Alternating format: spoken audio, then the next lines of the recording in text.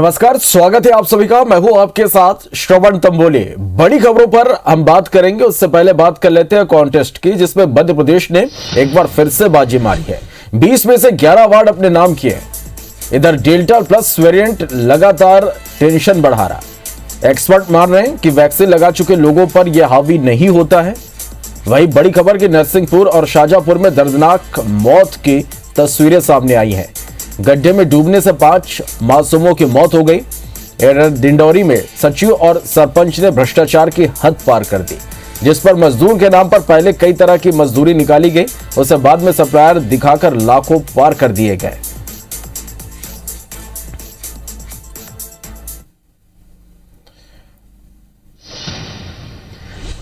चलिए खबरों को विस्तार से देखते हैं। स्मार्ट सिटी मिशन के 6 साल पूरे होने पर शुक्रवार को केंद्रीय आवास एवं शहरी कार्य मंत्री हरदीप सिंह पुरी ने इंडिया स्मार्ट सिटी कॉन्टेस्ट 2020 के परिणाम वर्चुअली घोषित किए, जिसमें मध्य प्रदेश को देश में बेस्ट स्टेट कैटेगरी में दूसरा स्थान हासिल हुआ। इंदौर को सूरत के साथ ओवरऑल विनर घोषित किया गया। 5 कैटेगरी में इंदौर, भोपाल, जबलपुर, ग्वालियर और सागर को 11 अवार्ड मिले हैं। अर्बन एनवायरनमेंट थीम पर भोपाल को चेन्नई के साथ क्लीन एनर्जी के लिए पहला पुरस्कार मिला।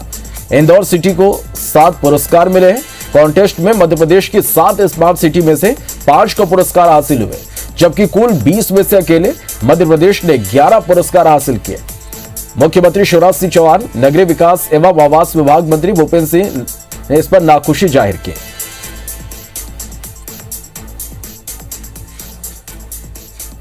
चलो तो स्मार्ट सिटी अवार्ड पर बधाई यहां पर दी गई।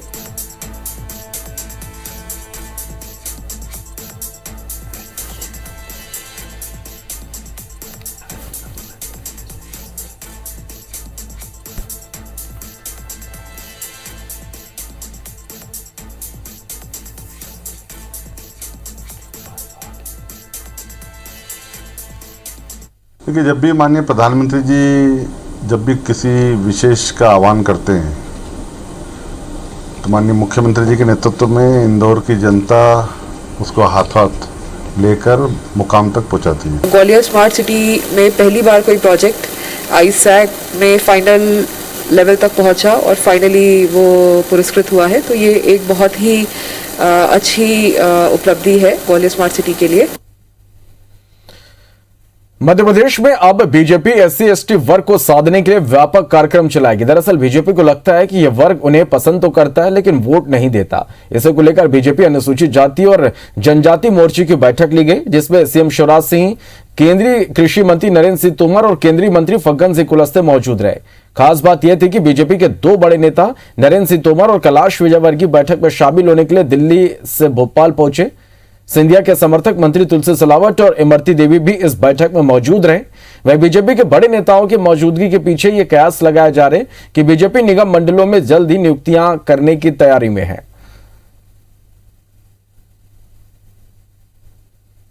अनुसूचित जाति मोर्चे के हमारे काम का जो विस्तार है, तो काम के विस्तार की दृष्टि से उस पर चर्चा, 57 जिलों के दौरे करने के बाद संगठन काम के विस्तार के लिए हमको किन किन बातों की आज जरूरत है की चर्चा इस बैठक में हुई है। केंद्र सरकार के 3 कृषि कानून को लेकर जारी विरोध को मध्य प्रदेश से गति दी जाएगी। दरअसल 26 जून को किसान आंदोलन के 7 महीने पूरे होंगे। इस मौके पर किसान देश भर में आंदोलन करने जा रहे हैं। किसान नेता शिव कुमार कक्का जी ने बताया कि मध्य प्रदेश में जिला मुख्यालय से लेकर तहसील और ब्लॉक स्तर तक प्रदर्शन किया जाएगा और राज्यपाल को ज्ञापन सौंपा जाएगा। सरकार 7 महीने बाद भी मांगों को लेकर सजग नहीं है, इसलिए इस बार का विरोध प्रदर्शन गांधीवादी तरीके से किया जाएगा। इसके अलावा उन्होंने कहा कि किसान आंदोलन के साथ मिशन यूपी भी शुरू किया जाएगा।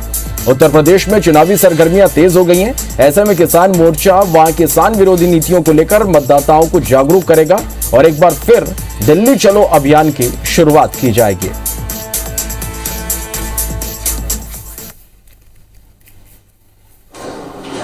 कलेक्टर के माध्यम से, SDM के माध्यम से ज्ञापन दिए जाने का एक कार्यक्रम पूरे भारत में किया जा रहा है। उस संदर्भ में मध्य प्रदेश में भी पूरे जिलों में, विकास खंडों में और यहां भोपाल में राज्यपाल को दिया जाएगा। आपातकाल की बरसी पर आज प्रदेश बीजेपी कार्यालय में मीसा बंदियों का सम्मान हुआ। इस सम्मान कार्यक्रम में सीएम शिवराज सिंह चौहान, राष्ट्रीय महासचिव कैलाश विजयवर्गीय, प्रदेश प्रभारी मुरलीधर राव, प्रदेश अध्यक्ष वीडी शर्मा मौजूद रहे। इस दौरान प्रदेश अध्यक्ष वीडी शर्मा ने सीएम शिवराज सिंह चौहान का मीसा बंदी के तौर पर सम्मान किया। कार्यक्रम में मीसा बंदी और सीएम शिवराज समेत सभी नेता आपातकाल लिखा मास्क लगाए हुए थे। मुख्यमंत्री शिवराज सिंह चौहान ने आपातकाल के दौरान घटे घटनाक्रम का जिक्र किया और कहा कि आपातकाल में लोकतंत्र का गला घोटा गया, न वकील न दलील, जेलों में डालकर यातनाएं दी गई। भोपाल में ही लोकतंत्र सेनानी संघ ने प्रदेश अध्यक्ष तपन भौमिक ने भी प्रेस कॉन्फ्रेंस की। तपन भौमिक ने कहा कि पश्चिम बंगाल सरकार लोकतंत्र का गला घोटने का काम कर रही। उन्होंने राष्ट्रपति के नाम ज्ञापन सौंपने की बात कही। वहीं जबलपुर में बीजेपी विधायक अशोक ईश्वर दास सुरवाणी ने मीसाबंदी लक्ष्मी प्रसाद रजक का शॉल और श्रीफल देकर सम्मान किया। 40 साल पुरानी बात है। ये कांग्रेस ने किया, इंदिरा गांधी जी ने किया। केवल अपनी कुर्सी बची रहे इसलिए बाकी सबको कुचल दो। पूरे देश को जेल खाना बना दिया। और इसलिए आज वो जो मीसाबंदियां बैठे हैं वो मीसाबंदी नहीं है, लोकतंत्र रक्षक है। इस लोकतंत्र की हत्या करने का काम जो कांग्रेस ने किया था और आज उन लोगों के आप सबके अथक संघर्ष के कारण उसी इंदिरा गांधी को जेल के अंदर जाना पड़ा था। कोई अगर हत्या करता है तो उसको पता लगता है कि भाई मैं 20 साल बाद छूटूंगा। मीसाबंदी जो अंदर गया उसको ये नहीं मालूम कि कब छूटूंगा, क्योंकि इस कानून के अंतर्गत ये था कि अनिश्चितकालीन जब तक शासन चाहे। जो 19 महीने जेल में रहे, यातनाएं सही,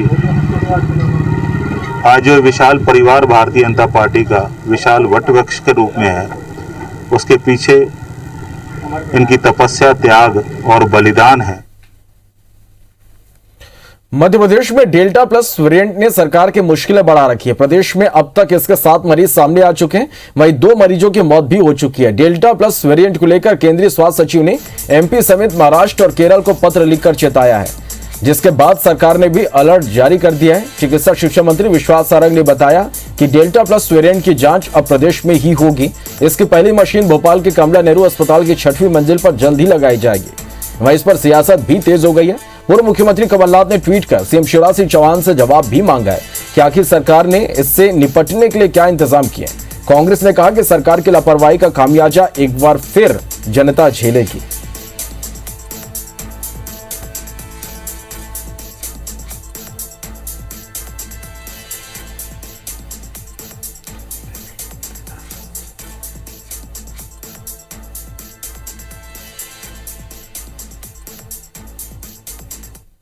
मध्य प्रदेश में अभी तक 6 मामले आए हैं।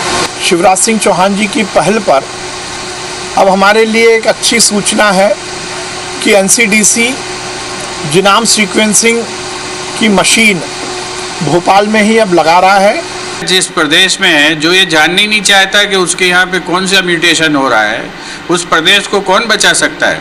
ये जो 1,90,000 मौतें CRS बता रही है, इसका जिम्मेवार कौन है? इसका जिम्मेवारी यही लापरवाही है कि आपने कभी जो है म्यूटेशन का ध्यान नहीं दिया। जिन लोगों ने वैक्सीन लगवाई है उस पर डेल्टा प्लस वेरिएंट ज्यादा असर नहीं दिखा पाएगा, यह कहना है उज्जैन के चिकित्सा अधिकारी डॉक्टर रौनक का। और उन्होंने बताया कि उज्जैन में डेल्टा प्लस वेरिएंट से जिस महिला की मौत हुई उन्होंने वैक्सीन नहीं लगवाई थी। महिला के पति ने वैक्सीन लगवाई थी, जो पूरी तरह से स्वस्थ हैं। जिला कलेक्टर ने बताया कि केंद्र और प्रदेश सरकार की गाइडलाइन के तहत काम किया जा रहा, सभी मरीजों पर पैनी नजर रखी जा रही। यदि किसी भी मरीज में डेल्टा प्लस वायरस के लक्षण दिखाई देते हैं तो उसका तत्काल उपचार शुरू किया जाएगा।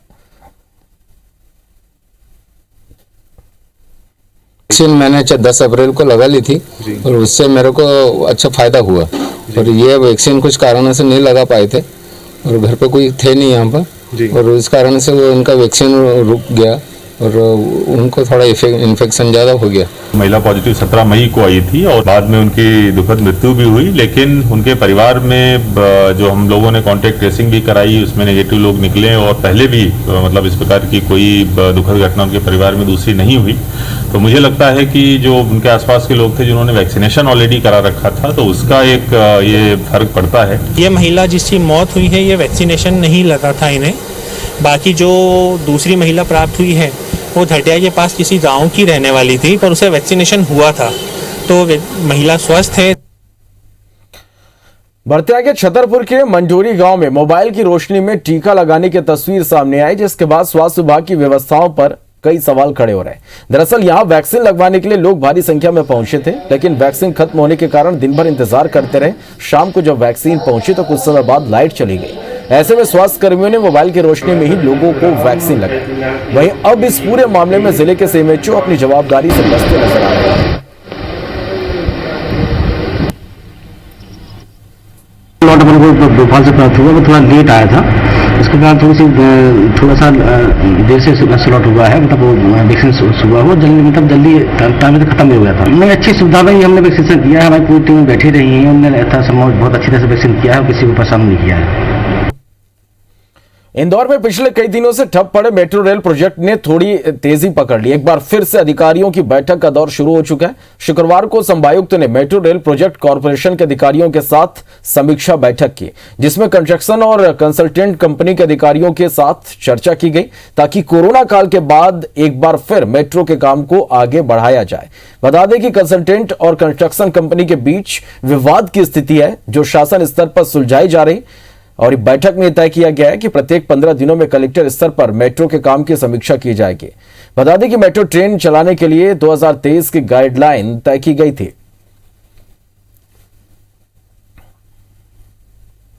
जल्दी करने के संबंध में जो भी कार्रवाई आवश्यक है, जो ग्राउंड वर्क होता है, उस पर कार्रवाई हमने शुरू कर दी है। और जितने भी विभाग, जितने भी स्टेक होल्डर्स हैं या जिनकी मदद से मेट्रो बनना है, आज मीटिंग में सभी ऑफिसर्स थे। कोरोना के केसेस कम आ रहे हैं, तो फिर उस प्रोजेक्ट को टेक ऑफ करने के लिए आज बैठक की गई। विभागों के बीच में जो कोऑर्डिनेशन है वो स्पीड से जल्दी किए जा सके, उस संबंध में आज बैठक आयोजित की। अब हर 15 दिन में 2 सप्ताह में इसका रिव्यू किया जाएगा, ताकि इसको जल्दी प्रोजेक्ट को सफल कर सके। मध्य प्रदेश में रिकॉर्ड तोड़ वैक्सीनेशन के साथ शुरू हुए टीकाकरण महाअभियान की रफ्तार जबलपुर में थमने लगी है। मंगलवार के बाद शुक्रवार को भी जबलपुर में कोरोना वैक्सीनेशन बंद रखा गया। सूत्रों के मुताबिक जिले में वैक्सीन का स्टॉक घटने के कारण शुक्रवार को वैक्सीनेशन नहीं करवाया गया। गुरुवार को भी वैक्सीनेशन के कम आंकड़े टीके की कमी की तरफ इशारा कर रहे हैं। जहां पहले दिन 65,000 टीकाकरण के मुकाबले चौथे दिन गुरुवार को जिले में सिर्फ 23,000 लोगों को ही कोरोना के टीके लगाए गए। इधर स्वास्थ्य विभाग के अधिकारी इसके पीछे स्टाफ की कमी को कारण बता रहे हैं। जो वैक्सीन की उपलब्धता का जहां तक सवाल है, तो अभी हम लोग थोड़ा सा जो मंगलवार और शुक्रवार वाले सेशंस थे उनको इसलिए रोक रहे हैं क्योंकि बच्चों का जो टीकाकरण है वो थोड़ा सा प्रभावित हो रहा था, क्योंकि स्टाफ वही उपयोग में आ रहा था। बर्तिया के मध्य प्रदेश में पानी से डूबने की अलग अलग घटनाओं में 5 बच्चों की मौत हो गई। पहली घटना नरसिंहपुर में सामने आई, जहां दालवाड़ा गांव में अवैध उत्खनन ने 2 बच्चों की जान ले ली। सड़क किनारे अवैध उत्खनन के चलते बड़े बड़े गड्ढे बने हुए थे, जिसमें पानी भरा हुआ था। 4 बच्चे खेलने जा रहे थे और इसी दौरान एक बच्चे का पैर फिसला और वो गड्ढे में जा गिरा। आक्रोशित ग्रामीणों ने सरपंच पर कार्रवाई की मांग करते हुए खनन माफिया से मिलीभगत का भी आरोप लगाया। और इधर शाजापुर के गुलाना गांव में खेत के पास बने पानी के गड्ढे में डूबने से 3 मासूम बच्चों की दर्दनाक मौत हो गई। हादसे का शिकार हुए इन बच्चों में एक लड़का और 2 लड़कियां शामिल हैं।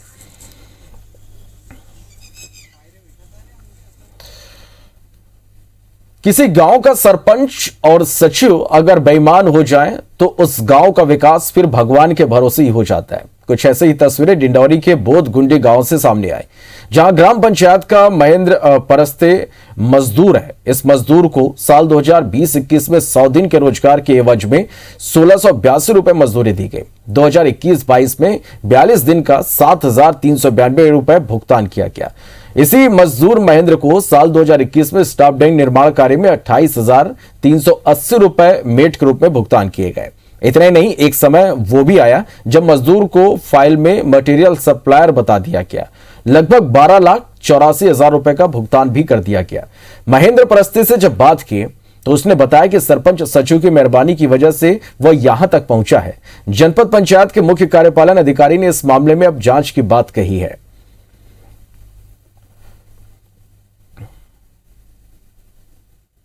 एक ही निर्माण कार्य में मजदूरी का भी पेमेंट उसी व्यक्ति को किया जा रहा है, उसी को मेट का भी और सप्लायर का भी, तीनों प्रकार से अपने महेंद्र परस्ते नाम का व्यक्ति है उसको पूरा पेमेंट किया गया है। मैं सिर्फ वहाँ मेट का ही काम कर रहा था। उसके बाद पवन भैया का मटेरियल लगा था और जहाँ तक उसका मटेरियल हुआ पूरा मटेरियल देना बंद कर दिया।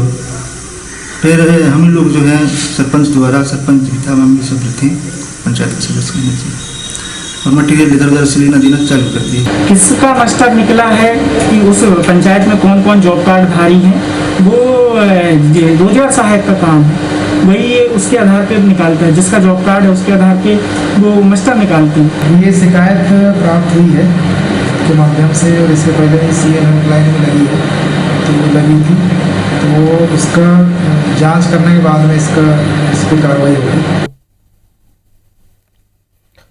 ग्वालियर में प्रॉपर्टी के विवाद को लेकर महिला से मारपीट करने का सीसीटीवी फुटेज सामने आया। दरअसल मुरार के अक्सर कॉलोनी में रहने वाली अनीता यादव के पति की 4 साल पहले मौत हो चुकी है। आरोपी के तपसी जेठ, जेठानी और उनके बच्चे मारपीट कर रहे हैं। शुक्रवार को जब महिला के साथ मारपीट की गई तो महिला पहले मुरार थाने पहुंची, जहां दूसरा पक्ष पहले से पहुंचा हुआ था। घबराकर महिला शहर के महिला थाना पहुंची, जहां 2 घंटे बाद सुनवाई हुई और आवेदन लेकर जांच शुरू की गई। पीड़ित महिला शिवपुरी कोलारस के पूर्व विधायक और बीजेपी नेता महेंद्र सिंह यादव की चचेरी बहन है। महिला के पति के निधन के बाद से ही परिवार के सदस्य उसे प्रताड़ित कर रहे हैं।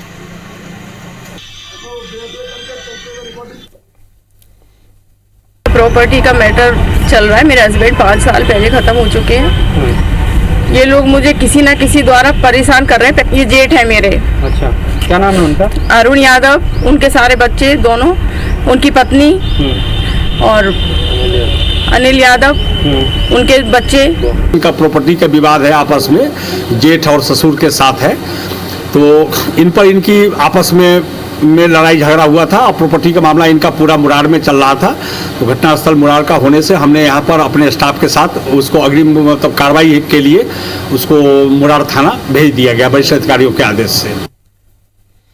मध्य प्रदेश का मुरैना जिला अपने कम लिंगानुपात के चलते हमेशा सुर्खियों में रहता है। सरकार के कई प्रयासों के बाद भी यहाँ बेटियों की संख्या बढ़ती नजर नहीं आ रही। इस बात की गंभीरता को देखते हुए मुरैना के अंबाह तहसील के एसडीएम राजू समाजिया ने अनोखी पहल की। जिले में अब ऐसे परिवारों का सर्वे किया जा रहा है जहां सिर्फ बेटियां हैं। ऐसे परिवारों को विशेष दर्जा दिया जाएगा, उन्हें पहचान पत्र जारी किया जाएगा जिससे उन परिवार को वीआईपी सुविधाएं दी जा सके। उन्हें शासकीय कार्यालय और अन्य जगहों पर प्राथमिकता दी जाएगी। यही नहीं, ऐसे परिवारों को शासन की ओर से पेंशन योजना में भी शामिल किया जाएगा ताकि बेटियों के माता पिता बुढ़ापे में आर्थिक तंगी से न गुजरे। इस पहल में वे परिवार भी शामिल होंगे जिनकी बेटियों की शादी हो चुकी है। ऐसे परिवारों का भी सर्वे कराया प्रारंभिक तौर पर जिनकी केवल बेटियां हैं। उन लोगों को एक तो हम एक बड़ा आयोजन करके मंच पर सभी लोगों को सम्मानित करेंगे। इसके अलावा उनकी समस्याओं को प्राथमिकता से सुनेंगे। कन्या अभिभावक पेंशन लागू है जो ऐसे माता पिता के लिए है जिनकी केवल बेटियां हैं। नरसिंहपुर जिले के गोटे गांव में महुए का भारी भरकम पेड़ गिरने से 2 लोग उसकी चपेट में आ गए, जिसमें से एक की मौत हो गई तो दूसरा बच गया। दरअसल ये दोनों युवक एक ही गांव के रहने वाले थे। ये आपस में बात कर रहे थे, तभी अचानक पेड़ गिर गया। दोनों को समझ पाते इससे पहले ही दोनों पेड़ की चपेट में आ गए। महेंद्र ने साहब सिंह को मिलने के लिए रोका था। चपेट में आया महेंद्र हादसे में बच निकला, जबकि साहब सिंह की मौत हो गई। हादसा गोटे गांव जबलपुर सड़क पर बरगी कॉलोनी के पास हुआ। दोनों को निकालने के लिए स्थानीय लोगों ने रेस्क्यू ऑपरेशन चलाया। पुलिस और नगर पालिका की टीम समय रहते नहीं पहुंच सकी। घायल को इलाज के लिए अस्पताल में भर्ती कराया गया। अचानक में एक डगार टूटी तो मतलब वो हमारी साइड जो पड़ी, जो पीछे का जो हिस्सा जो है ना इस पर मतलब पड़ा, जैसे दौड़े। इसके बाद में जो हम घर पाने के लिए लौट गए, हमने फिर लौट के नहीं देखा कि पूरा पेड़ा गिरा है, तो मतलब वो डगर गया है। साहब सिंह पिता कैलाश सिंह भिंडवा सुबह सुबह अपनी स्कूटी से पेट्रोल भराने जा रहे थे, अचानक पेड़ गिर गया। पेड़ पुराना है और बरसात के कारण जो है वो मट्टी से गिर गया जड़ सहित और उसमें दबकर वो खत्म हो गया।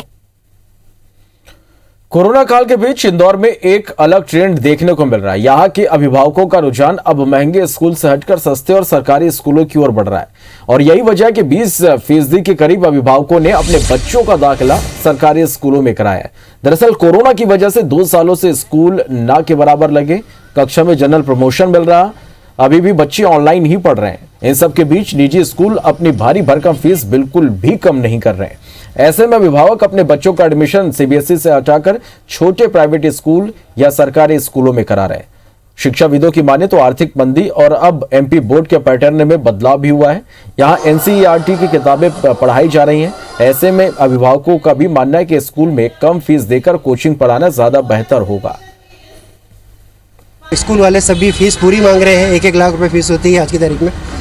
और ओवरऑल ये है कि ऑनलाइन ही जब बच्चों को पढ़ाना है तो हम 1 लाख रुपए फीस उधर भी दें, फिर कोचिंग को भी फीस दें। इसके बजाय हम अगर किसी सरकारी स्कूल या एमपी बोर्ड स्कूल को चूज़ करते हैं तो एक नॉमिनल फीस में बच्चे पढ़ लेंगे। आज से हमने ऑनलाइन जो है मतलब बच्चों का प्रवेश जो है, जो शासन की गाइडलाइन है उसके हिसाब से तय कर दिया है। सीबीएसई पैटर्न है वही एमपी बोर्ड में भी लागू हो गया है। तो पेरेंट्स का सोचना है जब सब कुछ एक जैसा ही है और कम पैसे में और ज़्यादा समय खर्च किए हुए हम लोग अगर दूसरे बोर्ड में भी जाते हैं सीबीएसई को छोड़ के, तो बच्चों को भी फ़ायदा होगा और पेरेंट्स की आर्थिक स्थिति को भी ठीक करने में उनको सहायता मिलेगी। ऐसा पेरेंट्स का सोचना। तो इसी के साथ फिलहाल इस बुलेटिन में इतनी। लगातार खबरों का अपडेट के लिए आप बने रहिए और देखते रहिए IBC 24। नमस्कार।